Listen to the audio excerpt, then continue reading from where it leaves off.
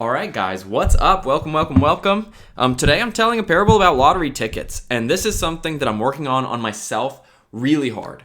And so if you are on the video on YouTube, you're going to see me look down occasionally because my Facebook feed is down there. If you're on Facebook, you're going to see me look up most of the time because I'm talking to my YouTube viewers, recording on my computer. So that's what you're going to get.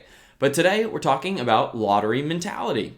And what do I mean by this? Well, a few times recently, I found myself bringing up this metaphor, and enough that I thought, I need to do an individual parable metaphor episode on this, and so we're going to do it. And it's this idea of why people buying lottery tickets, like why that could corrupt your whole mentality. And so again, I'll open with the same story I told, and you've got to go watch this TED Talk, but I'll open with a story from this TED Talk, and then we'll get into more details about this mentality and why it can be so dangerous, okay? There's this TED Talk by Dan Gilbert, okay? It's this bald guy, egghead dude, and it's called The Surprising Science of Happiness. Go watch it. TED Talk, Dan Gilbert, Surprising Science of Happiness.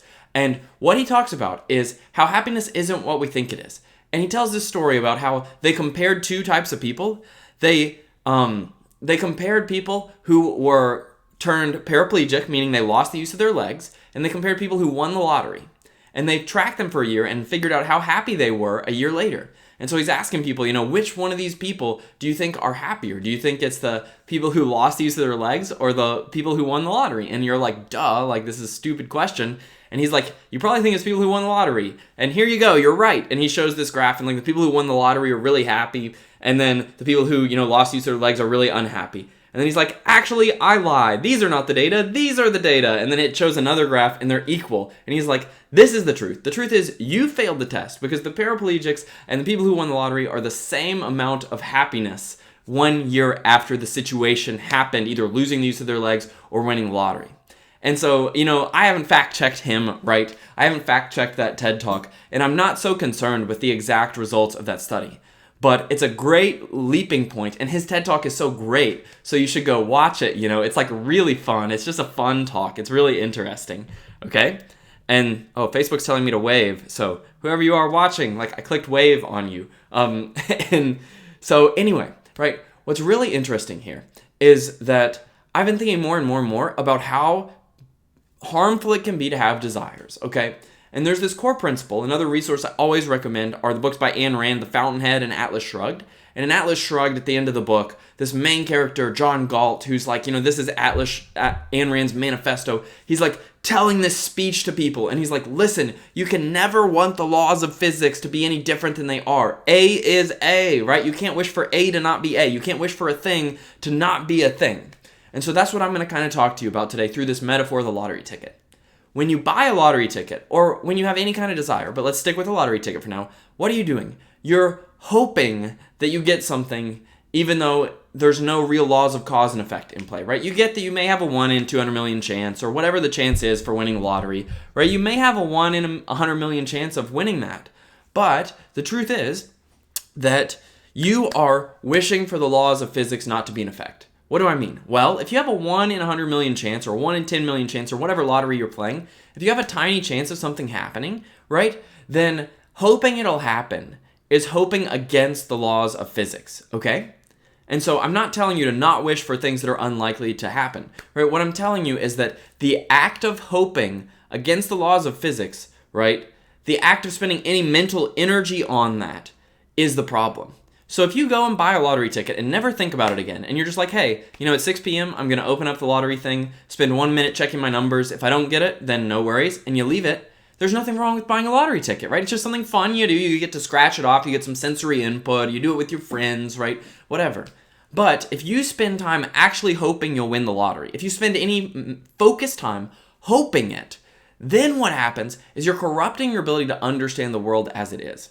And so that's the most blatant, obvious example I can give of this, right? Is desires like that hurt you so much, they actually corrupt your entire ability to be happy. Desires like wanting to win the lottery corrupt you so much that they really, really just destroy your mentality. And now I'm talking to you, Facebook, I'm talking to you, live viewers.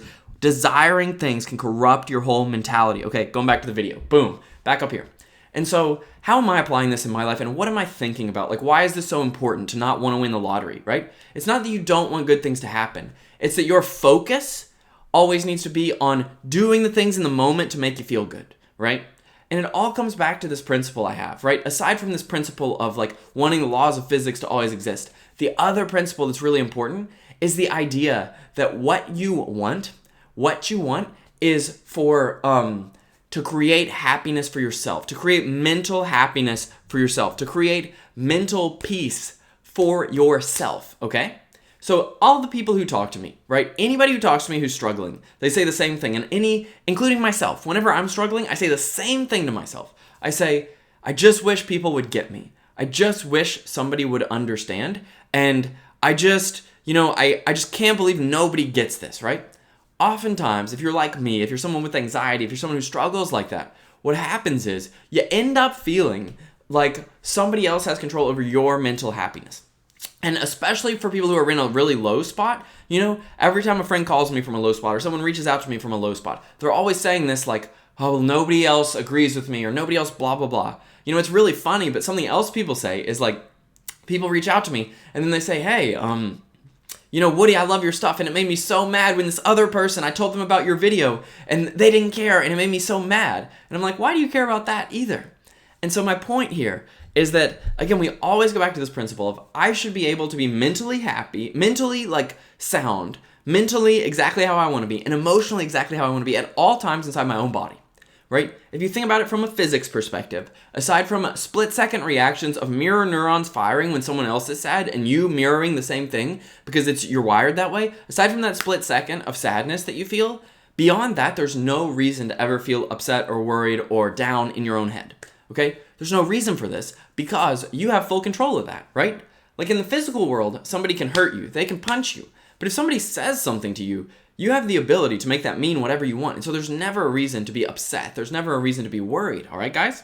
Never a reason. It's really important to think that.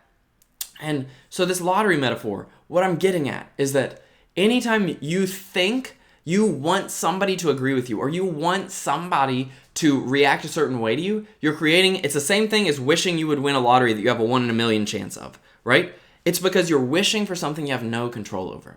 And so in the future, as you're doing this, right, as you're like wishing for things, I want you to just wonder if you could create that for yourself. This is something I'm now huge on. And I'm not perfect. In fact, I'm very much struggling and I'm about to move right into my self-reflection time. And I'm about to move right into reflecting on things I'm struggling with. So if you are interested in my struggles, stay tuned because I do this every day. And I put it on YouTube at 12 p.m. Eastern every day on my YouTube, Living Life with Woody Rini, where all my struggles and my personal things go up there. Okay?